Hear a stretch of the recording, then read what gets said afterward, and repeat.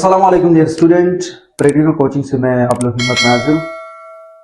इससे पहले लेक्चर यानी लेक्चर नंबर 3 में हमने डिस्कस किया था पीरियड्स के बारे में। आज का जो लेक्चर है लेक्चर नंबर 4, लेक्चर नंबर 4 में हमने डिस्कस करना है ग्रुप्स। सबसे पहले ग्रुप का डिफिनेशन क्या है? The vertical column of the element present in the periodic table. Periodic table में मौजूद जो वर्टिकल कॉलम है उस कॉलम को क्या नाम दिया? ग्रुप्स का नाम दिया। यानी टॉप से लेकर बॉटम तक जो कॉलम है उस कॉलम को क्या नाम दिया? ग्रुप्स का नाम दिया। मॉडर्न पीरियडिक टेबल में टोटल जो आपके पास ग्रुप है वो है 18 ग्रुप, यानी 1 से लेकर 18 तक ग्रुप है।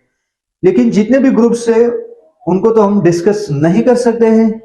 इसका रीजन ये है क्योंकि 18 ग्रुप को डिस्कस करना ये जो लेक्चर है कम से कम इसके ऊपर भी काफी टाइम लगेगा। तो यहां पे हमने 4 ग्रुप को डिस्कस करना है जो कि पेपर के लिहाज से भी इंपॉर्टेंट्स हैं। वो पेपर में भी आ सकते हैं, एग्जाम की पॉइंट ऑफ व्यू से भी वो इंपॉर्टेंट्स है। तो ग्रुप नंबर 1 जो आपके पास है, ग्रुप नंबर 1 में कौन से एलिमेंट मौजूद है? It consist of lithium, sodium, potassium, rubidium, caesium and francium. ये एलिमेंट ग्रुप 1 में मौजूद है। और ग्रुप 1 का जो नाम है ये भी आपसे कोई क्वेश्चन कर सकता है कि इसको अल्कली अर्थ मेटल क्यों कहते हैं, सॉरी अल्कली मेटल क्यों कहते हैं। अल्कली अर्थ नहीं बल्कि अल्कली मेटल इसको हम क्यों कहते हैं, इसका रीजन क्या है? इस ग्रुप का जो नाम है वो क्या है आपके पास? Alkali metal. ये नाम क्यों दिया, इसका रीजन क्या है? कोई भी आपसे क्वेश्चन कर सकता है। अल्कली मेटल का मतलब यह है, या इस ग्रुप को हमने इसलिए ये नाम दिया क्योंकि इस ग्रुप में जो मौजूद एलिमेंट है वो जब रिएक्शन करता है किसके साथ? वाटर के साथ। किसके साथ? वाटर के साथ। वाटर के साथ रिएक्शन करने के बाद फॉर एग्जांपल ये क्या बना देता है? क्या चीज फॉर्म कर सकता है? सोडियम हाइड्रोक्साइड और प्लस H2 रिलीज होते हैं, हाइड्रोजन गैस रिलीज होता है। फॉर एग्जांपल सोडियम ने रिएक्शन किया किसके साथ? वाटर के साथ, तो बना क्या आपके पास? सोडियम हाइड्रोक्साइड और हाइड्रोजन गैस रिलीज हुआ। हाइड्रोजन गैस रिलीज होने की वजह से और सोडियम हाइड्रोक्साइड बनने की वजह से इसका जो नाम रखा वो क्या रखा? Alkali metal. क्योंकि ये स्ट्रॉन्ग बेस बनाते हैं। क्योंकि ये क्या बनाता है? Strong base.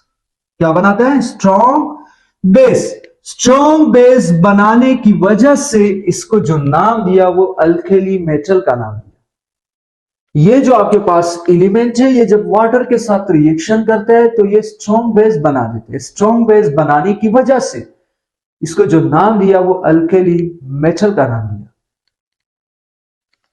यहां पे जो नाम दिया है यानी they are generally called alkali, इसको हमने अल्कली का नाम भी दिया। क्यों दिया? क्योंकि ये जब वाटर के साथ रिएक्शन करता है तो ये स्ट्रॉन्ग बेस बनाता है। स्ट्रॉन्ग बेस बनाने की वजह से इसको हमने नाम दिया alkali metal.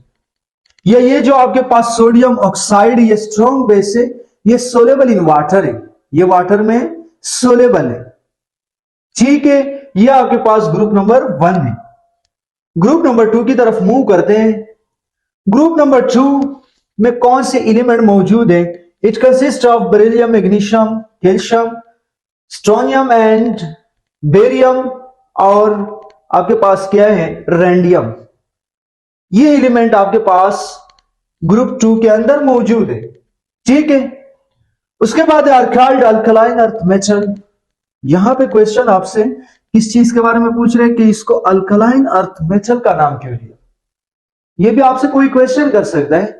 Alkaline earth metal का नाम इसलिए हमने दिया क्योंकि ये जब रिएक्शन करते हैं किसके साथ? वाटर के साथ। ये जब रिएक्शन करते हैं किसके साथ? वाटर के साथ। Ca प्लस H2O, तो यहां पे क्या चीज फॉर्म कर देते हैं? क्या चीज फॉर्म हो सकते हैं? क्या चीज बन सकता है? तो यहां पे आपके पास CaOH2 plus hydrogen gas release होता है। यानी बैलेंस करने के लिए यहां पे हमने 2 लगाना है। अब ये भी आपके पास कौन सा है? स्ट्रॉन्ग बेस है। स्ट्रॉन्ग बेस होने की वजह से इसको जो नाम दिया वो अल्कलाइन अर्थ मेटल का नाम दिया। किसका नाम दिया?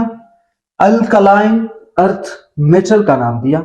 अब आपका क्वेश्चन बनता है कि सर ग्रुप 1A के जो एलिमेंट है उनको भी अल्कली मेटल का नाम दिया और इसको अल्कलाइन अर्थ मेटल का नाम क्यों दिया?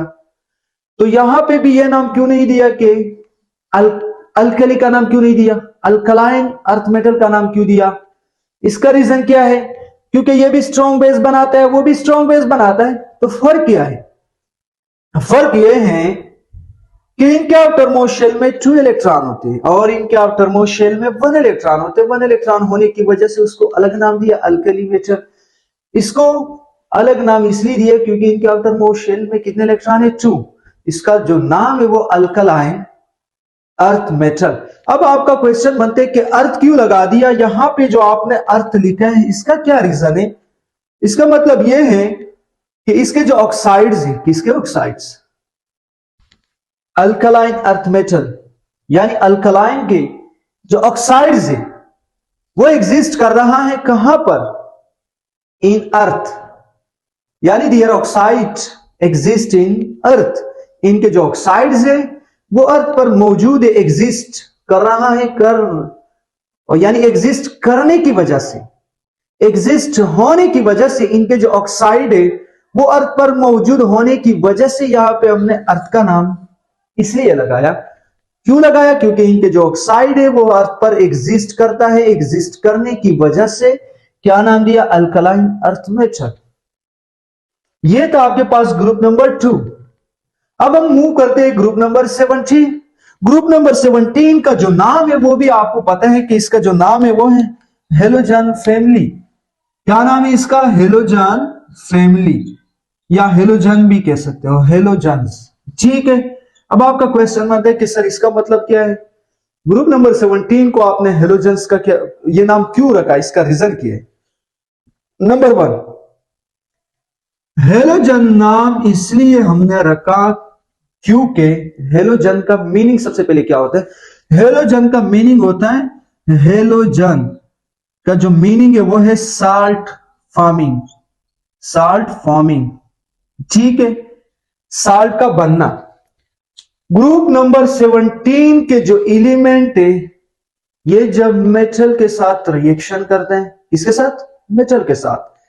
मेटल के साथ रिएक्शन करने के बाद ये साल्ट फॉर्म कर सकते हैं, साल्ट बनाते हैं। साल्ट बनाने की वजह से इसको क्या नाम दिया? हेलोजन का नाम दिया। फॉर एग्जाम्पल अगर आप कहें कि कैसे, तो आपके पास NaCl, Nl मेटल है, क्लोरीन आपके पास कौन सा ग्रुप है? Group number 17। दोनों ने जब रिएक्शन किया तो क्या चीज फॉर्म हुआ? साल्ट बना। इसलिए इनके जो एलिमेंट है, इनका जो फैमिली है, हेलोजन नाम इसलिए रखा क्योंकि इनके जो एलिमेंट है ये जब रिएक्शन करता है किसके साथ? मेटल के साथ, तो क्या चीज प्रोड्यूस कर सकता है? साल्ट प्रोड्यूस हो सकता है। इस बुनियाद पर क्या नाम दिया? हेलोजन। हेलोजन का मतलब होता है साल्ट फॉर्मिंग। ठीक है। इस ग्रुप में कौन से एलिमेंट मौजूद है? It consist of fluorine, chlorine, bromine and iodine and astatine. ठीक है, दे आर कॉल्ड हेलोजन। इसको हम हेलोजन भी कह सकते हैं। क्यों? वो रीजन मैंने आपको बता दिया।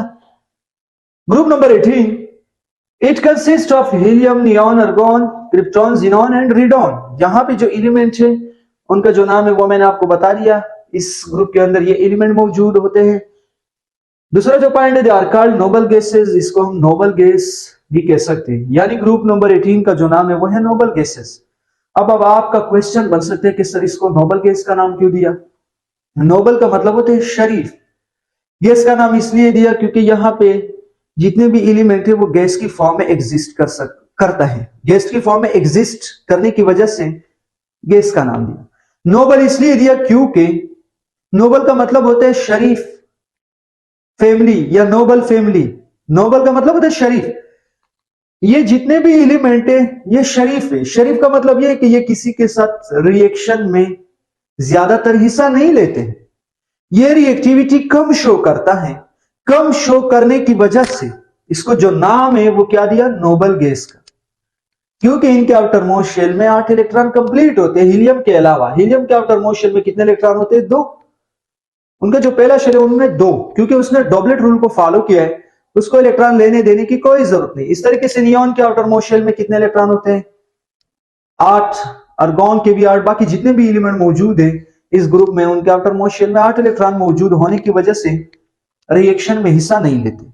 रिएक्शन में हिस्सा न लेने की वजह से या रिएक्टिविटी कम शो करने की वजह से जो नाम है वो क्या है? Noble gas. उम्मीद है ग्रुप नंबर 18 भी समझ में आया होगा।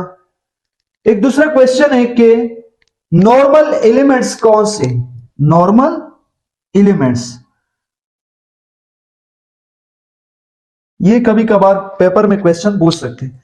नॉर्मल एलिमेंट्स को आपने डिफाइन कैसे करना है? इसका जो डिफिनेशन है वो आपने ऐसे करना है, the element of group 1 to n 13 to 17 is called normal elements. Group 1 के जो एलिमेंट है, 2 के जो एलिमेंट है और 13 से लेकर 17 तक इन ग्रुपों का जो एलिमेंट है इसको हम क्या कहते हैं? Normal elements. इसका डिफिनेशन आपने यू करना है, ठीक है। उम्मीद है आज का लेक्चर समझ में आया होगा। लेक्चर समझ आने की सूरत में आपने हमारे यूट्यूब चैनल को सब्सक्राइब करना है और साथ ही बेल आइकन के ऊपर क्लिक करना है। Thank you so much.